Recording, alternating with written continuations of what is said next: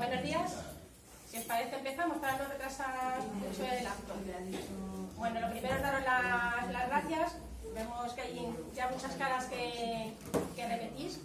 Gracias por seguirnos. Y bueno, gracias también a la cesión del local que nos ha dejado Comisiones Obreras. Una breves cositas así que queremos contar como Asociación Cultural La Casa Negra, que sabéis que es quien estamos organizando el ciclo. Y bueno, pues nada, solo creo que ya de la gente que os veo por aquí, casi todos tenemos vuestro correo electrónico, pero si alguien no lo ha dejado todavía, lo podéis hacer para que luego os vayan llegando estas publicaciones en el blog. También hemos traído las publicaciones que tenemos como Casa Negra. Las publicaciones que tenemos, bueno, las hacemos sobre todo por difusión, pero también es la única forma que tenemos de gestión, o sea, son las cuotas de las socias que pagamos mensualmente y lo poco que sacamos con las publicaciones. Tenemos también algún libro que nos quedó de la presentación de la semana pasada, por si queréis adquirirlo, si alguien no lo adquirió y que tiene interés, también lo tenemos aquí, de Guzmán y de Diego, que presentaron el sábado pasado. Pues nada más, os dejamos con Javier, que va a hacer la presentación. Javier es miembro del colectivo por los olvidados y las olvidadas de la transición y bueno, es un colectivo, para quien no lo conozca, de hace un poquillo que inició su andadura. Empezó además en un acto que era en juez también, y es el que va a presentar a Matías y va a llevar el acto. Después de la presentación habrá un pequeño debate. El acto se está grabando, entonces luego se va a poder ver en el Facebook de la asociación, aunque también lo publicamos en las entradas del blog. Y nada más, pues os dejo con Javier. Muy bien. Bueno, agradecer a CNP por esa amabilidad que tiene siempre. Te has equivocado de asociación. Pues eso no lo grabes. Casa Negra, comisiones.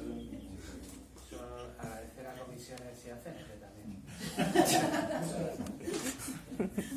Y bueno, Matías es un amigo, eso para mí basta, pero no para un público tan culto y preparado como ustedes, así que tendré que decir que Matías nos hace mejores y conocerle es quererle, eso es invariable.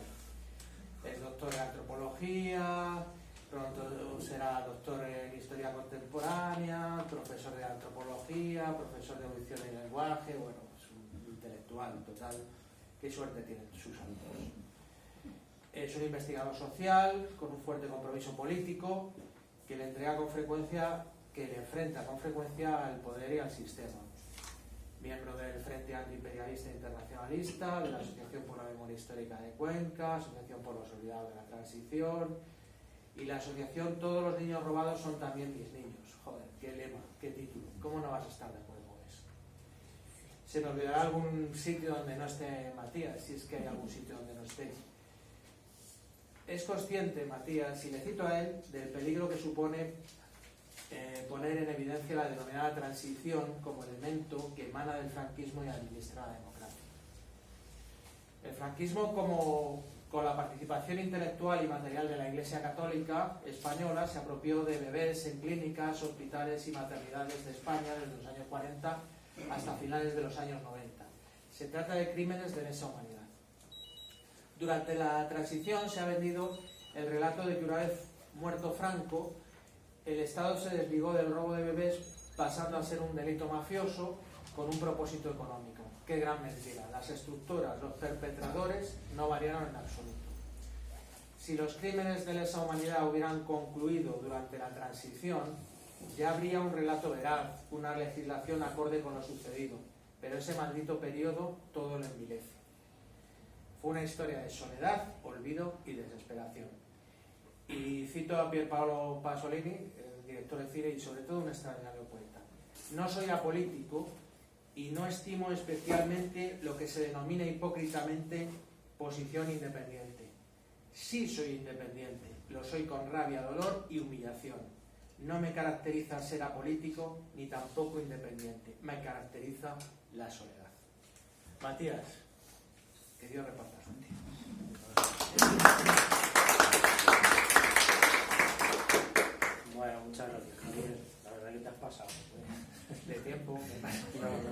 presentación. Bueno, pues en primer lugar agradecer a la Casa Negra, como no, todo el trabajo que hace la Casa Negra, que es fundamental. Y antes de empezar voy a explicar un poco el formato, porque es decir, para hablar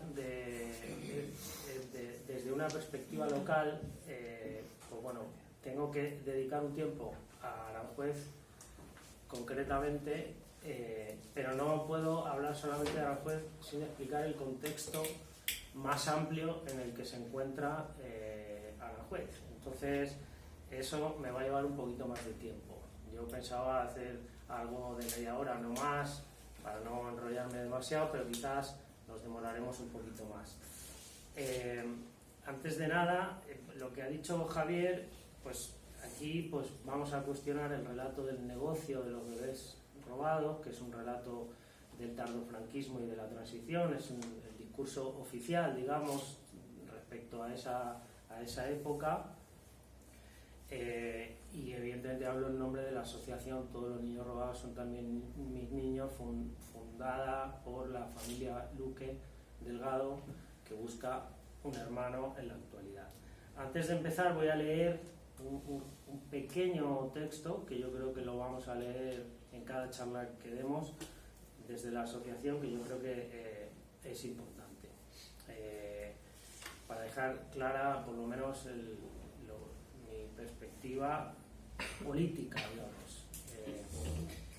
Esto no es solamente una charla informativa, en realidad pretende ser un ejercicio político en un contexto donde este tema está vigente en la actualidad debido a la impunidad de estos crímenes y todos los del franquismo en general. Pero además de lo judicial, en la actualidad existe una lucha por la construcción de un relato en contra del relato oficial hegemónico que se ha impuesto como verdadero. Construido por el franquismo y asumido en muchas ocasiones desde la propia población que se declara antifranquista, y lo que es peor, por las propias víctimas, un relato que habla del régimen a partir de los años 50 y de este crimen como un negocio de bebés apropiados a partir de los años 50 y de los 60 hasta bien entrada la monarquía parlamentaria, desligándolo de la cuestión ideológica del nacionalcatolicismo. Por tanto, si bien los familiares están en la lucha por transformar este relato, los no familiares tenemos también que ser conscientes de ello. Por eso, en esta reunión no pretendemos únicamente dar información.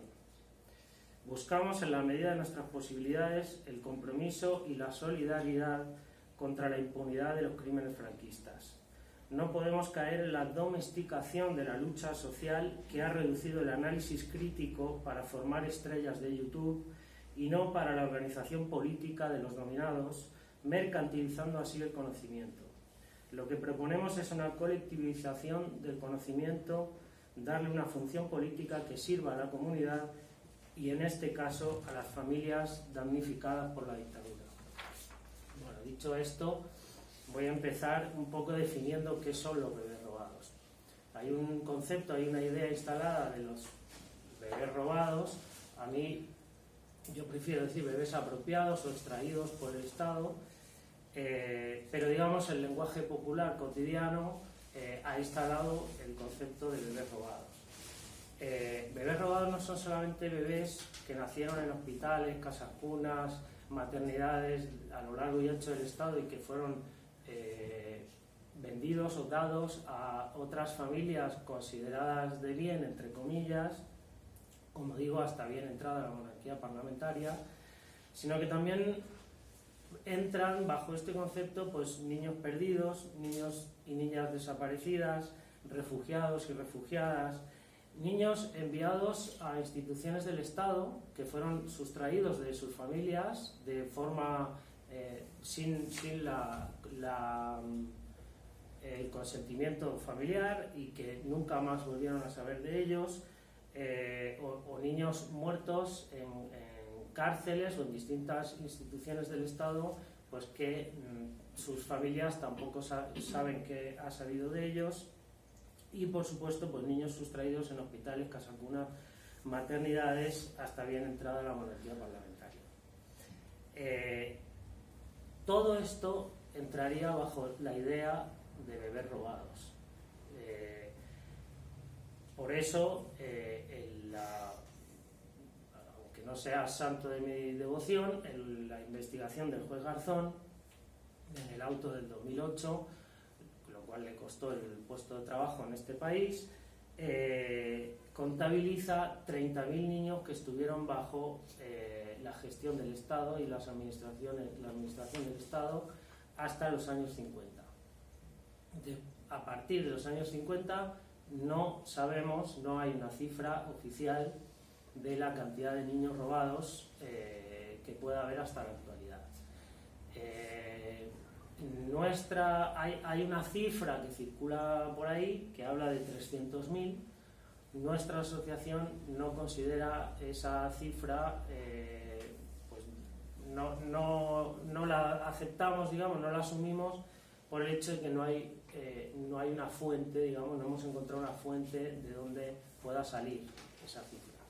Podría ser más, podría ser menos, no lo sabemos. Evidentemente, lo que sí es real es que son cientos de miles de niños y niñas sustraídas, robadas a lo largo y ancho del Estado. Claro, evidentemente estos casos se dieron también en las cárceles, que es un poco en lo que nos vamos a centrar en esta reunión. Y, por supuesto, con la participación y la gestión de diferentes congregaciones religiosas y la derecha católica, que tuvo un papel fundamental no solo en la dictadura, sino también en la transición, en la mal llamada transición. Para entender esto hay que recurrir, hay que recurrir a las relaciones de poder, a las relaciones de poder y de dominación.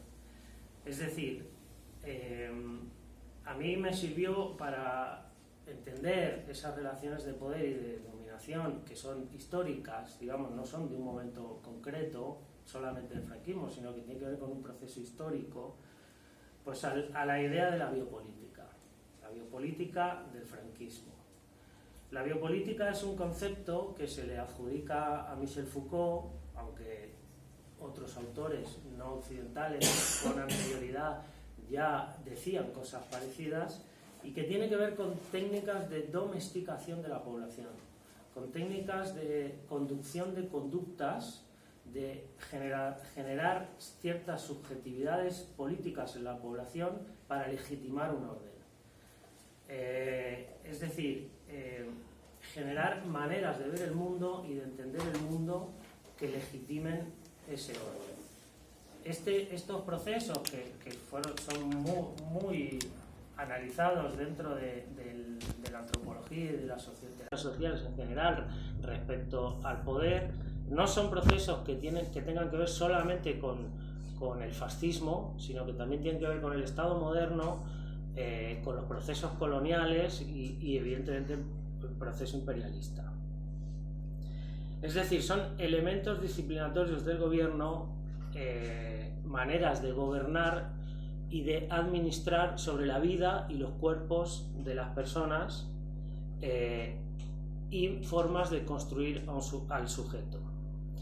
Por ejemplo, la forma en la que se construye un relato, las representaciones sociales que se construyen sobre distintas ideas, sobre distintas formas de pensar y de ver el mundo, y evidentemente se hacen desde las instituciones del Estado, ya sea en la prisión, hospitales, desde el ámbito médico, que tuvo un papel fundamental, desde la educación, desde la familia.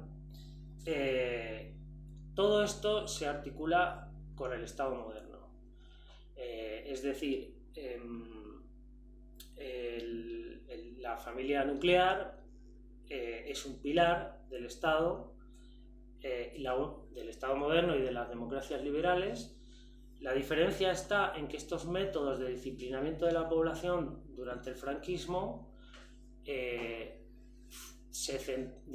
los dispositivos de disciplinamiento de la población se centraron en el nacionalcatolicismo, cosa que el Estado moderno pues utiliza otras estrategias de dominación. Por tanto, para entender lo que ocurrió durante la dictadura del franquismo respecto a los bebés robados, también hay que entender lo que se llama la autorización social previa a la legitimación de esas ideas. Es decir, un sector muy importante de la población legitimaba el hecho de que se podían adoptar niños, ¿no? Es decir, hay una idea de la adopción o de que las instituciones protegen a los niños, que es una idea que se venía construyendo desde hacía muchísimo tiempo atrás, no es una cuestión solamente del franquismo. Sin la legitimación de esa idea, pues quizás sería más difícil que el Estado pudiese ejercer ciertos ejercicios de poder, ¿no?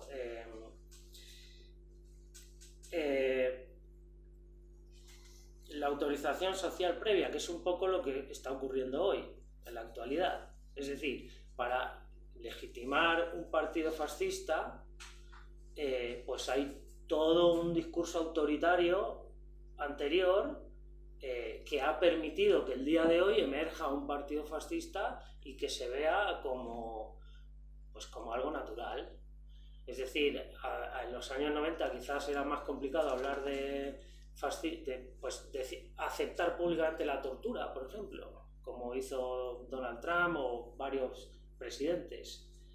Pues bueno, todas esas cuestiones al final hacen que se legitimen ciertas ideas hasta el momento en el que se ponen sobre la mesa bajo un partido fascista, un partido autoritario que defiende eso, pero lo defiende porque hay un sector de la población que lo acepta. Es decir, la biopolítica franquista construyó el sujeto desde la impasibilidad, la resignación, como disciplinado en el amor a la patria y a la fe católica especialmente.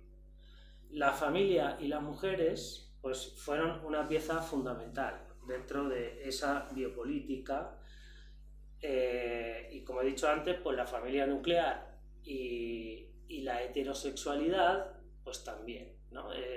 Esta es una idea que no es solamente del franquismo, sino que el capitalismo histórico en general y el patriarcado occidental pues siempre han tenido como objetivo controlar los medios de producción y de reproducción, como bien ha analizado Silvia Federici, entre muchas otras feministas.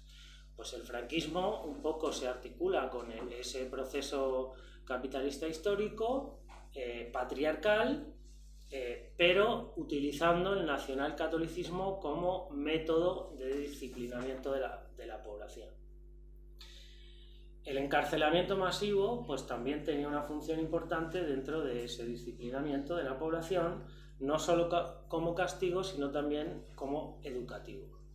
Como veremos, las prisiones especiales de mujeres, el Patronato de Protección a la Mujer o la Orden de Mujeres Caídas, pues tenían una función estrictamente educativa, y no solamente eso, sino ha salido un libro hace muy poco de varios autores donde analizan la memoria de un fiscal del sistema judicial, entre comillas, del franquismo, fiscal militar, donde él en sus memorias escribe, digamos, los objetivos que tenía que tener el régimen, ¿no? Y entre otras cosas, desde lo judicial, digamos, el objetivo no era tanto que los delincuentes, entre comillas, o los desviados, entre comillas, demostrasen en esos juicios, entre comillas, se demostrase el delito, sino que lo que se perseguía era el arrepentimiento. El arrepentimiento de lo que consideraban pues todos los valores que iban en contra del régimen franquista. Por tanto, el sistema carcelario pues tenía también un objetivo educativo, especialmente estos sistemas dirigidos a las mujeres que se llamaban también reformatorios. Y como sabéis, o supongo que habréis oído, en este tipo de centros de internamiento, pues las madres podían estar con sus hijos o sus hijas hasta los 3 años. A partir del año 41 se saca una ley, del año 40 se saca una ley donde los bebés pueden permanecer en las prisiones de mujeres hasta los 3 años. Anteriormente eran 4, y claro, pues un padre o una madre encarcelada,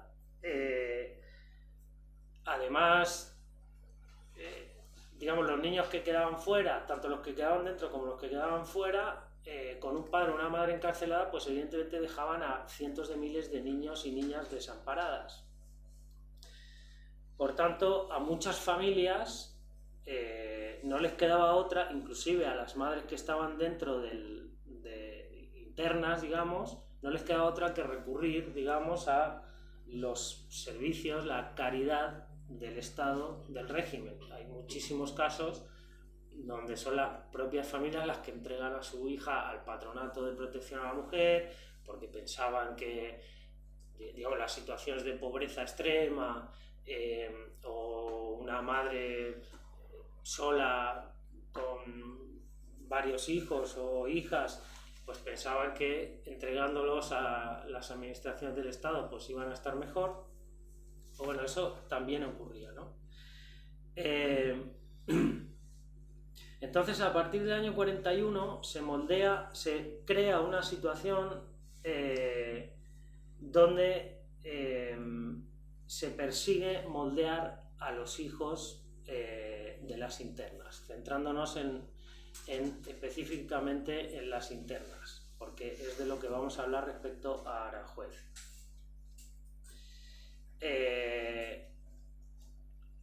Bueno, sabéis que los primeros años del franquismo surge una política desde el psiquiatra Antonio Vallejo Nájera, donde se habla de un gen rojo, que consideraba, digamos, que el marxismo prácticamente se heredaba de madres a hijos o hijas, y bajo la idea de una especie de eugenesia, pero que no llegaba a ser eugenesia, porque la eugenesia, digamos, integraba la eliminación física de lo que consideraban no personas, no sujetos plenos, y como la Iglesia Católica no permitía eso, desde las teorías de Vallejo Nájera se crea lo que se llamó la eugenesia positiva o eugamia, que consideraba que era el entorno, digamos, lo que podía desarrollar ese gen. Por tanto, había que aislar a la criatura del entorno que permitiese desarrollar ese gen. Eso ocurrió durante los primeros años del franquismo, especialmente hasta la Segunda Guerra Mundial. El objetivo de todos estos proyectos educativos, que como veremos van a tener una continuidad a lo largo de la dictadura, siempre fue la guarda moral de los reclusos y de las familias, que, como bien denuncia Ricard Viñas, si bien las mujeres eran registradas dentro de las cárceles, no lo eran tanto los niños o las niñas que permanecían en ellas. Por tanto, no hay información de qué niños estuvieron en esos centros, y es muy difícil saber qué ha pasado con esas criaturas. Es decir, todo esto facilitaba las adopciones irregulares y las desapariciones de estas criaturas. Y también, a partir de los años 40, además de esa ley de los 3 años, se aprueba un decreto que permitía no entregar el bebé a las familias biológicas alegando interés de orden formativo y moral. Es decir, los niños que cumplían los 3 años dentro de los centros de internamiento, pues o bien se daban en adopción o bien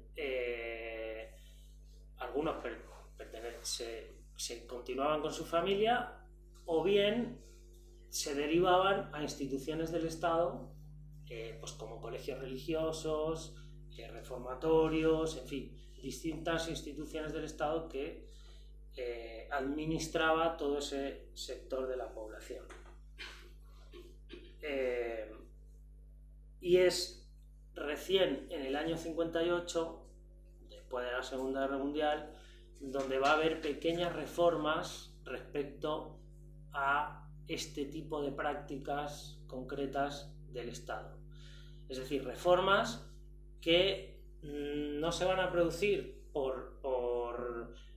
digamos, porque el régimen dijese, bueno, vamos a mejorar la situación o esto es una barbaridad. No, sino que tienen que ver con el nuevo contexto político y el nuevo orden político que se implanta después de la Segunda Guerra Mundial, donde el Estado español entra, digamos, en la Organización Internacional del Trabajo, se adapta, digamos, a las leyes europeas, se alía con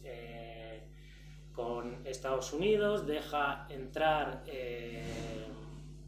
se integra en el mercado internacional, entran las empresas, especialmente estadounidenses o extranjeras, al Estado español, se instalan las bases militares de Estados Unidos en el Estado español. En fin, tiene que ver con un cambio, con la derrota de los aliados fascistas en la Segunda Guerra Mundial y un cambio, digamos, en el contexto político internacional, pues que obliga de alguna manera al régimen a reconfigurarse ante ese nuevo orden.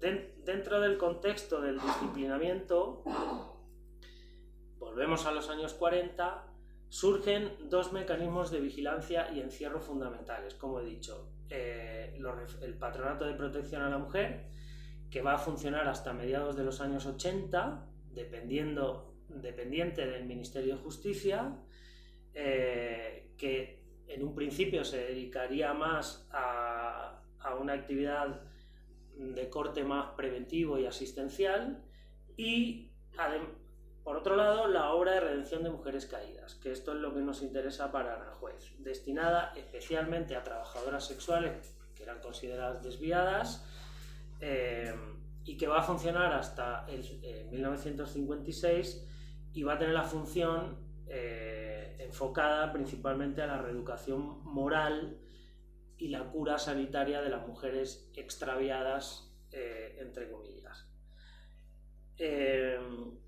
Como he dicho antes, la justicia de Franco, entre comillas, no era tanto la demostración del delito, sino lo que llamaban la expiación. O sea, la expiación es un concepto muy ligado al catolicismo, que tiene que ver con el arrepentimiento, ¿no? La obra de redención de mujeres caídas es donde se va a encontrar el convento de San Pascual en Aranjuez como prisión especial de mujeres. Se fundaron creo que 7 u 8 a lo largo del Estado entre el año 41 y el año 56. La Calzada Oropesa de Toledo, 2 en Cataluña, la Casa de Prisión de las Oblatas en Santander, el Reformatorio de Mujeres de Alcalá de Henares, la Prisión Especial de Mujeres de Aranjuez y la Prisión Central de Mujeres de Segovia.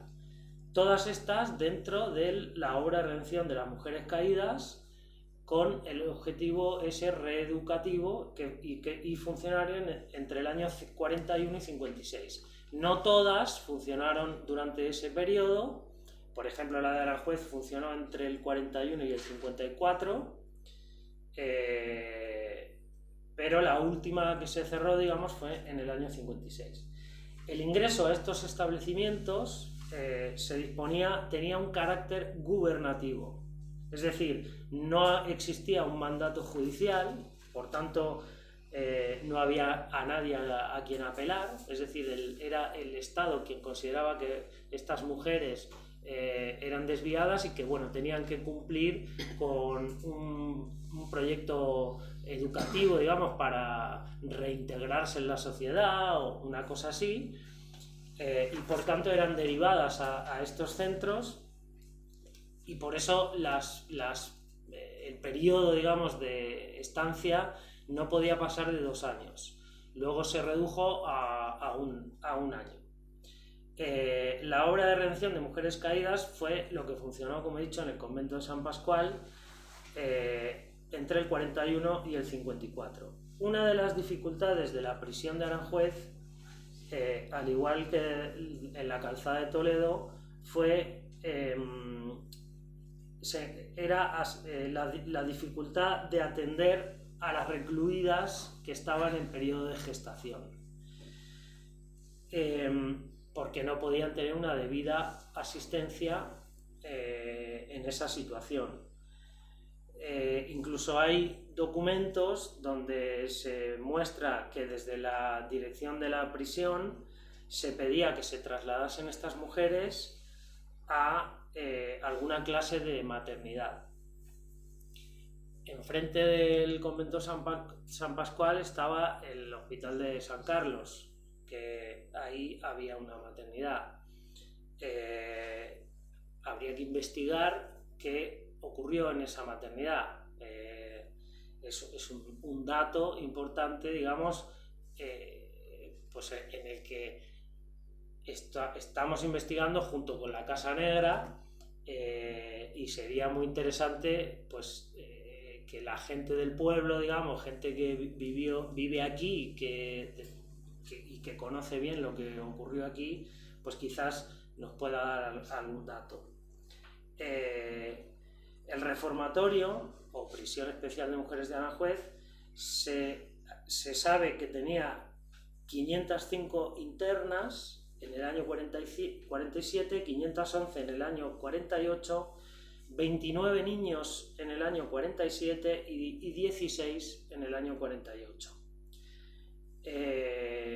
Salvo en sus últimos años de existencia, que se contabilizaron 300 mujeres internas. Toda esta información está sacada del libro de Mujeres Caídas de Mirta Núñez, que evidentemente lo sacó de diferentes archivos, ¿no?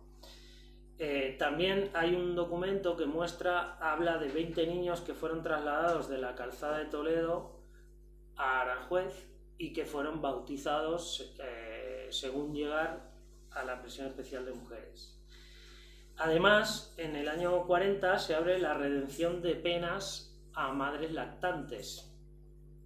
Las madres lactantes, es decir, la situación era tan precaria, pues que se daba la posibilidad que las madres pudiesen dar lactancia a los niños que estaban en la cárcel a cambio de reducirle un poco la pena.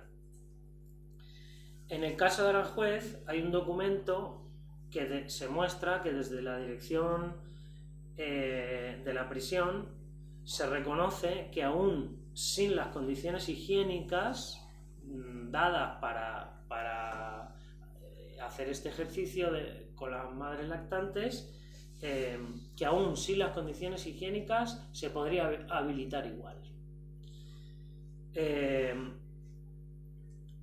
La redención de penas a madres lactantes tenía como única intención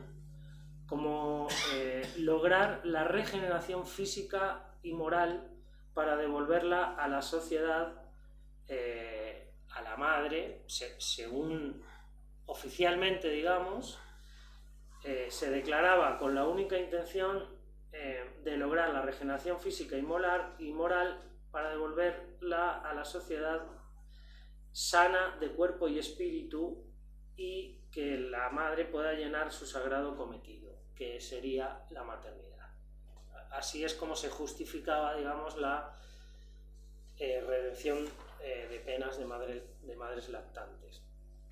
Además, existe un documento de las oblatas, de las monjas de la congregación de oblatas en Aranjuez, porque la administración, digamos, de la prisión especial de mujeres estuvo bajo las oblatas aquí en Aranjuez, aunque el convento no es de las, digamos, quien está en el convento no son las oblatas, son las Inmaculadas de la Concepción, creo que, si no recuerdo mal. Pero digamos, las oblatas convivieron en el convento administrando un poco lo que era la prisión especial de mujeres. Y hay un documento del año 49, donde las oblatas en Aranjuez mencionan que al final de los ejercicios de Semana Santa se había extendido una epidemia extraña entre los niños y 6 de ellos volaron al cielo. ¿Qué sabemos de...? El mayor tenía 2 años, dice el documento. ¿Qué sabemos de estos niños? ¿Dónde están estos niños? Digamos, son niños, se tendría que saber, las familias tendrían que saber lo que ocurrió con esos niños. Y no sabemos nada de esos niños, como muchísimos otros casos, entre otras cosas, porque el Estado español no quiere investigar, y porque el Estado, y mucho menos la Iglesia Católica, y porque el Estado español tampoco quiere presionar o decretar que la Iglesia Católica permita o abra sus archivos para poder investigar. Porque además, como los niños no eran registrados en las prisiones, pues con más razón. Es más difícil aún saber qué se sabe de esos niños. La obra de redención de mujeres pues se enlazaba de alguna manera con el patronato, ¿no? Es decir, todas estos sistemas, digamos, de disciplinamiento pues tenían una interrelación entre sí, ¿no? El escenario de reclusión y de reeducación de la obra, como he dicho, se mantuvo hasta el año 56. ¿Por qué? Pues porque fue en el año 56 cuando se saca el decreto ley del 3 de marzo, por el cual se clausuran las casas de tolerancia, es decir, los clubes nocturnos donde el trabajo sexual era legal durante el franquismo. Lo que no era legal era el trabajo sexual en la calle, digamos, que no fuera dentro de un club. Y esas mujeres eran las que principalmente terminaban en las prisiones especiales de mujeres, que además se mezclaban con presas políticas, que eso es muy interesante, porque las presas políticas anarquistas, comunistas, pues hay testimonios de Tomasa Cueva, por ejemplo, que era comunista, una presa política, que hablan pestes de las trabajadoras sexuales, no quería saber nada de ellas. Entonces, igual que antes, debido al cambio político, al cambio del orden político después de la Segunda Guerra Mundial, el franquismo se reconfigura, se tiene que adaptar, por tanto prohíbe el trabajo sexual, la prostitución en los clubes nocturnos.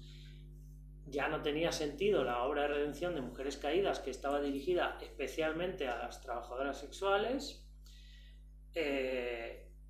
Por tanto, todas esas mujeres se derivan al Patronato de Protección a la Mujer, que es el único que se mantiene hasta mediados de los años 80. Además del Patronato de Protección a la Mujer, luego en los 60 se forma la AEPA, que era la Asociación Española para la Adopción, que tenía relación con Cáritas y con la Cruz Roja, que también funciona hasta mediados de los años 80. donde también hay denuncias y bueno, se la acusa, digamos, de haber tenido un papel importante en la apropiación de bebés.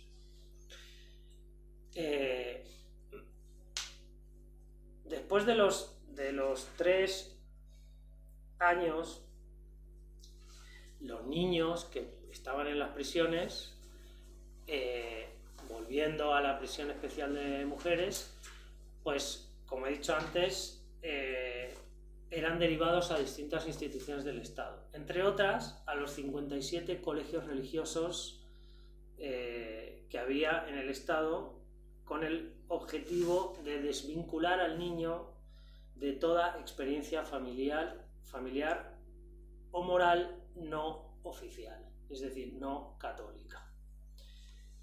En ocasiones, pues la desesperación y el desconocimiento de la madre, pues como decía, como también he mencionado, pues llevaba a entregar a sus hijos o a sus hijas voluntariamente a estas instituciones. Hay casos, inclusive hay casos en finales de los años 70 de pues un padre militar, pues que por una hija que por estar implicada en política o no cumplir, digamos, con las normas de lo que tenía que ser una mujer, desde el nacionalcatolicismo, llegaron incluso a drogarla con 14 años junto con las monjas para llevarla al Patronato de Protección a la Mujer. Es decir, hay casos así. Digo esto para entender un poco cómo el poder de la subjetividad política de la población, especialmente en el nacionalcatolicismo. Como explicamos el otro día, con Macarena hicimos una entrevista a una mujer de 90 y pico de años, muy republicana, muy de izquierdas, pero ultracatólica. Es decir, la subjetividad católica era casi más fuerte que lo que podía ser la Falange, partido del régimen que duró toda la dictadura, ¿no? Y tiene que ver precisamente también con el nuevo contexto político, es decir, cuando el franquismo se abre al mercado internacional, se asocia con el liberalismo, por decirlo de alguna manera, y se empieza a encaminar hacia el modelo de la democracia liberal, empieza a consagrar, empieza a sembrar lo que luego fueron las políticas neoliberales durante la denominada transición. Pues bueno, ahí empieza a haber una fractura dentro del régimen. Y el único articulador, digamos, de esa fractura era el nacionalcatolicismo, bajo la sombra del Opus Dei, que como sabéis, a partir de los años 50, pues entra, digamos, a gestionar la economía del país, la prensa, la educación, es decir, entra dentro de la estructura del Estado. No es casual que en el año 53 se firma el concordato entre el Estado español y la Santa Sede del Vaticano, donde el Estado español se oficializa nacionalcatólico. No es casual. Entonces, ¿por qué nos compete el compromiso social con este tema en la actualidad? Bueno, voy a tener que ir más rápido porque bueno, ¿por qué nos compete el compromiso social con este tema en la actualidad? Pues en primer lugar porque vivimos en una sociedad donde no existió una ruptura con el régimen, no hubo una depuración de las instituciones del Estado, el cual es responsable de estos crímenes, al menos en lo que a la impunidad se refiere. En segundo lugar, nos compete el compromiso social por todas las víctimas de la dictadura y de la transición. Y también por nosotros mismos y nosotras mismas, ya que ignorando estos hechos, pues terminaremos cayendo en una violencia simbólica que se traduce en el hecho de que los dominados terminan por asumir su propia dominación. Es decir, hoy, lo que decíamos antes, se repite, desde incluso gente que se declara antifranquista repite discursos y repite relatos que fueron creados por el propio régimen para legitimar el Estado llamado democrático en la situación en la que nos encontramos y para legitimar el neoliberalismo. Un ejemplo es el discurso de los bebés robados a partir de los años 60 como un negocio desligado de la ideología nacional católica y de la dictadura. Por eso todo esto hay que entenderlo en un contexto político más amplio, y esto pues lo voy a resumir. Voy a intentar ir rápido porque si no me voy a tirar aquí muchísimo tiempo. ¿En qué contexto se produce esto? Pues esto yo creo que para entenderlo hay que visibilizar lo que Jesús Infante llamó el fascismo clerical. Siempre hablamos del fascismo, pero no se habla de esa derecha católica aliada al fascismo y que tiene un proceso histórico anterior. Es decir, en el caso del Estado español, cuando hablamos de la derecha católica, hablamos del integrismo católico, hablamos del tradicionalismo, hablamos de toda una ideología. El integrismo católico también se le llama de pureza extrema, es decir, es toda la ideología de la derecha católica que viene desde los reyes católicos, que tienen que ver con la Inquisición, que tienen que ver con una defensa aférrima entre la unión del Estado y la Iglesia, y que tienen que ver con generar una sociedad estrictamente católica.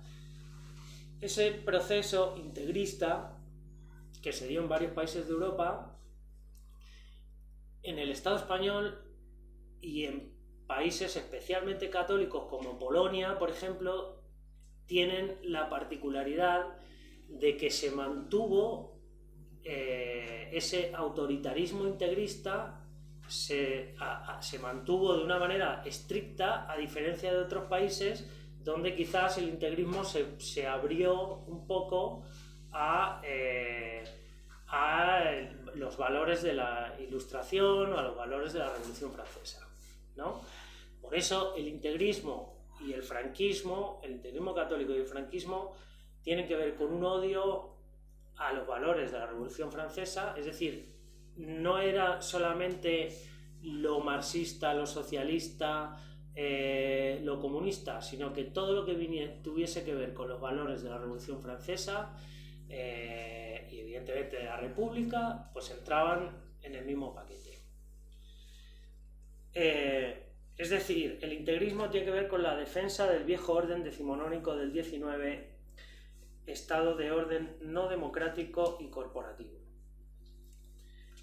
El integrismo, digamos, la utilización del integrismo como dispositivo biopolítico de conducción de conductas, de construcción de subjetividades, de construcción de representaciones políticas en la población, de construcción de maneras de ver el mundo en la población, como decía antes, se articula con el proceso del Estado-Nación y se articula con el proceso colonial. ¿En qué sentido? Pues en el sentido de que muchas de las metodologías de disciplinamiento que se utilizaron en las colonias se trasladaron luego también a el Estado, digamos, a los fascismos los trasladaron también a sus propios estados. Hay trabajos escritos sobre esto, pero claro, lo que ocurría en África o en América Latina no era tan importante como lo que podía ocurrir en Europa, especialmente para el sector liberal, ¿no? bueno, para el Estado moderno, ¿no? ¿En qué sentido se reproducen métodos de disciplinamiento que también se dan en la colonia? Pues, por ejemplo, González Casanova o Karina Ochoa hablan de un colonialismo interno que en este caso yo hago la comparación en el sentido de que durante la colonización en América Latina de lo que habla Karina Ochoa es de una biologización de la raza, ¿no? Es decir, el indígena era considerado sujeto no pleno, lo cual justificaba en nombre de la cristiandad pues civilizarlo o incluso matarlo porque no tenían alma, ¿no? Es decir, deshumanizarlo para poder justificar esa dominación. Pues durante el franquismo lo que se produce, es decir, podríamos hablar de una biologización de la raza española, deshumanizando a ese otro sujeto no católico como un sujeto no pleno, lo cual es decir, permite, digamos, justificar en nombre de la cruzada cristiana, porque no olvidemos que el triunfo del golpe de Estado se declara en nombre de la cruzada cristiana y de la hispanidad, que era una idea de Ramiro de Maeztu. Es decir, que la ideología de la derecha católica tuvo la función, el integrismo católico tuvo la función de ser un mecanismo de perpetuación de la dictadura en todos los diferentes momentos políticos del franquismo. A donde yo quiero llegar es a que, si bien después de la Segunda Guerra Mundial se habla de un proceso de desfascitización del Estado, porque el franquismo se abre, digamos, a Europa, al mercado internacional, como decíamos, no ocurre lo mismo con la ideología de la derecha católica. Es decir, si bien se abre, se reconfigura, se cambian algunos aspectos disciplinatorios del régimen, se mantiene la idea de la cruzada cristiana, la ideología de la derecha católica.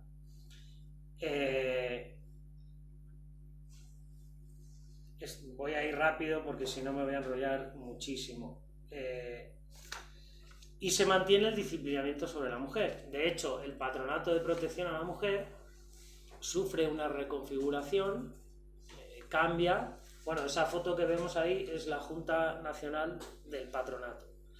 Bajo esas personas, hasta mediados de los años 80,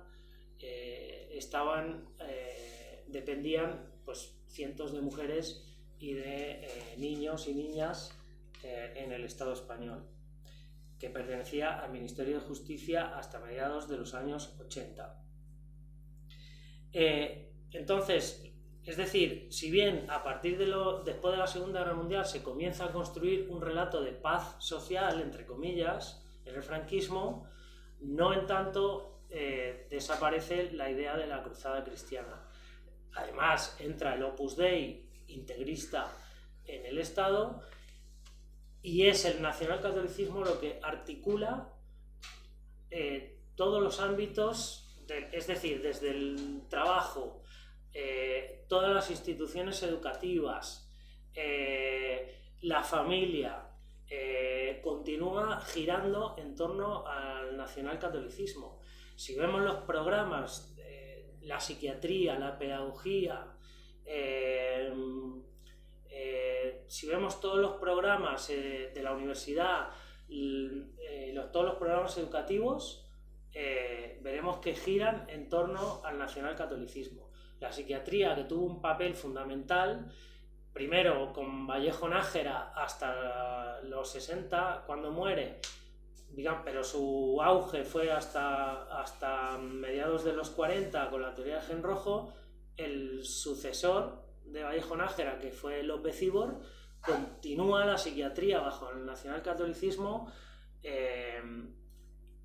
incluso fue catedrático en la Universidad Complutense de Madrid hasta finales de los 70, si no recuerdo mal, y sus 4 hijos, junto con el hijo de Vallejo Nájera, gestionaron la psiquiatría de este país hasta bien entrada la monarquía parlamentaria. O sea,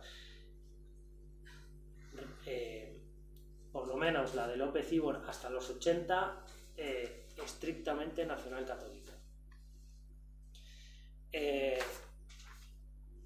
Es decir, el cambio del orden político, ya termino, el cambio del orden político que habla de una pacificación del franquismo no significa una desaparición de la ideología de la derecha católica. En los 60 empiezan a surgir los curas obreros, lo que se llaman los curas obreros, y lo que se produce es un rearme ideológico de esa derecha católica que yo llamo una segunda cruzada cristiana. Una segunda cruzada cristiana donde desde el Estado y desde la Santa Sede del Vaticano, a pesar de que la Santa Sede del Vaticano ejerce una práctica de lavado de cara, igual que el franquismo, después de la pérdida de las potencias fascistas en Europa, si bien el franquismo se abre a Europa, como hemos dicho, la Santa Sede del Vaticano pasa de un papa considerado nazi, que era Pío XII, a un papa progresista, que era Juan XXIII, que lanza el Concilio Vaticano II, considerado progresista. Juan XXIII muere, viene Pablo VI, que continúa el Concilio Vaticano II, considerado progresista. El Concilio Vaticano II, por muy progresista que se considere, mantenía, digamos, las bases fundamentales de lo que era lo más integrista, digamos, de la Iglesia Católica, es decir, el matrimonio cristiano, que era fundamental, el tema de los anticonceptivos, y la heterosexualidad, ¿no? En la familia nuclear, que son cuestiones básicas, digamos, de la religión católica. Por tanto, pero como el Concilio Vaticano II, con el Tarancón en el Estado español, considerado progresista, pues surgen los curas obreros y se produce un rearme ideológico de la derecha católica en el Estado español con la derecha integrista católica dentro de la Santa Sede del Vaticano. En el Archivo General de la Administración de Alcalá de Henares hay documentos donde se muestran comunicaciones del Ministerio del Interior de los 60 y de mediados de los 70, donde se muestra la preocupación y la persecución política, digamos, hacia los curas obreros por parte de un sector del Estado, del régimen, un sector franquista, junto con la connivencia del nuncio de la Santa Sede del Vaticano en el Estado español y el arzobispo de Madrid Alcalá, Monseñor, que me sale Morcilla, pero es Mocillo. Es decir, que digamos, se sabe, hay ejemplos, se puede ver la continuidad de la cruzada del nacionalcatolicismo en el nuevo orden social. Resumiendo, para nosotras y nosotros, en lugar de una pacificación política, que lo que ocurrió es que el impulso genocida se mantuvo no tanto en la destrucción de la cultura política y las relaciones sociales de los años 30, sino en la construcción de un sujeto subalternizado en el que se enraizaría el texto transicional, siguiendo a Jesús Izquierdo Martín, profesor de la Autónoma. Es decir, un sujeto disciplinado en la idea de la reconciliación entre dos bandos, base de la transición española, sacrificando los valores de la falange española debido a la derrota de las potencias fascistas en la Segunda Guerra Mundial, pero no sacrificando los valores católicos de la derecha católica. Por tanto, para nosotros es falso el relato de una desfascitización a partir de los años 50, sino que los modos de disciplinamiento, lo que ocurre es que cambian los modos de disciplinamiento sobre la población, es decir, podrá haber disminuido la represión física o el número de presos en las cárceles, pero no así la represión de las subjetividades nacional católicas sobre la población y la idea de la cruzada cristiana. De hecho, ejemplo de esto es que cuando llega la transición, el Opus Dei y otros católicos integristas del fascismo clerical, como los propagandistas o dentro de lo que era la Acción Católica, no solo participaron de la misma transición, sino que además formaron parte del gobierno de Adolfo Suárez. Por ejemplo, José María de Letona, Jaime Ignacio del Burgo o Laureano López Rodó, que además participó activamente en lo que era la comisión de la Constitución del 78 del Opus Dei. Es decir, López Rodó era conocida figura del Opus Dei. Por tanto, fue el concordato del año 79 lo que permitió la continuidad de las mismas congregaciones religiosas que venían implicadas en el tema de la apropiación de bebés. Fue el concordato del 79 lo que permitió la gestión de esas mismas congregaciones en algunos ámbitos de los servicios sociales del Estado: hospitales, sanatorios, orfanatos. En palabras de Gonzalo Puente Ojea, embajador del Estado español, miembro del PSOE, embajador en la Santa Sede del Vaticano entre el 85 y el 87, los mismos que firmaron el concordato del 53 fueron los que firmaron el concordato del 79. Voy a leer 4 conclusiones y termino. Hay que tener en cuenta que en los procesos de reivindicación del régimen se trastocan algunos componentes, pero se mantiene la idea reeducativa en la cruzada cristiana por la guarda moral de la población. La ideología católica extremista, lejos de desaparecer, pasó a desempeñar un rol articulador fundamental, incluido en la transición. Es decir, funcionando como valladar ideológico desde una perspectiva premoderna, en palabras de Amando de Miguel. La derecha católica, que administró este delito desde un principio hasta el final, se afianzó al interior de la estructura del Estado como un grupo de influencia esencial en las decisiones políticas.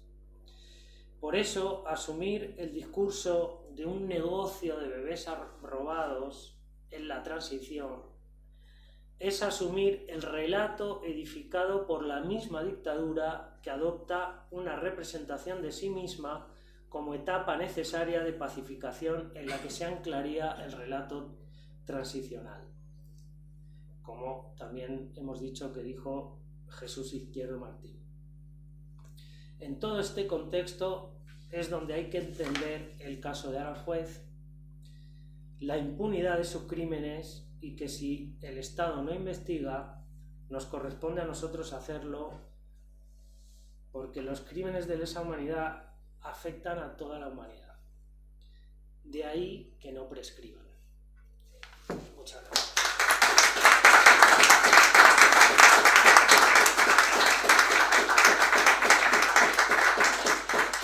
Bueno, lo que tenía aquí es un par de fotos de los documentos, pero bueno, ya es un poco tarde.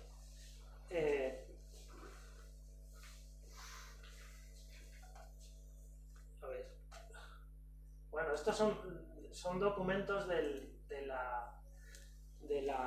Archivo General de la Administración, donde se muestran las comunicaciones entre el Ministerio del Gabinete de Enlace del Ministerio del Interior, donde se muestra la connivencia del nuncio de la Santa Sede del Vaticano con el Estado español en la persecución política de los curas obreros y la preocupación por sostener, digamos, las ideas del nacionalcatolicismo, ¿no?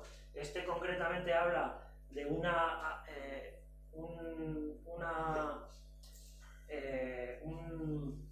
acto, digamos, un plan que se llama Acción Moisés, que tenían los curas obreros cristianos en Cataluña que consistía básicamente en hacer una acción en contra del régimen. No era nada ni poner una bomba ni nada por el estilo, creo que era repartir, no me acuerdo lo que era repartir unos panfletos en un acto que iba a haber o algo así. Y ahí pues es como los servicios de inteligencia registran el acto, y aquí se habla pues de que el arzobispo de Madrid, Alcalá, pues le hace saber al nuncio de la Santa Sede del Vaticano, un tal Riberi, pues de lo que está pasando, y dice que el nuncio ya ha pasado, ha informado a la Santa Sede del Vaticano y ha mostrado su preocupación. En fin, nada, simplemente eso.